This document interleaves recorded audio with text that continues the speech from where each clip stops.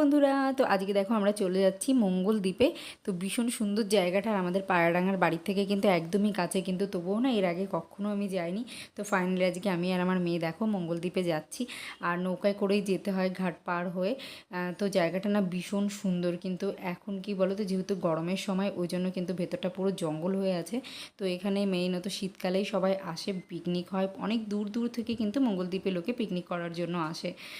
তো যাই হোক, দেখো ভেতরটা পুরো জঙ্গল হয়ে আছে দেখে আমরা কিন্তু বেশিক্ষণ থাকিনি। তবুও দিয়া দেখো একটু এসে দুষ্টুমি করছিল, স্লিপে চড়লো, তারপর ওইদিকে চলে যাচ্ছিলো দেখো দোলনায় চড়ার জন্য। তো চারিদিকে এত জঙ্গল যে এত ভয় লাগছিলো যে তোমাদের কি বলবো। তো শীতের সময় অবশ্যই আমি এসে একবার দেখাবো তোমাদের জায়গাটা কেমন থাকে। তো দেখো এরপর আমরা সন্ধে হয়ে আসছে, ওই জন্য বাড়ি চলে যাচ্ছি। তো তারপর দেখো আবার নৌকায় উঠে পড়েছি বাড়ি ফেরার জন্য। আর এখানে দেখো গঙ্গার মধ্যে সূর্যটাকে দেখতে খুবই সুন্দর লাগছিল। একটু পরে সন্ধে হয়ে যাবে। তো আজকের ভিডিওটা এইটুকুই, সবাই ভালো থেকো, সুস্থ থেকো, বাই।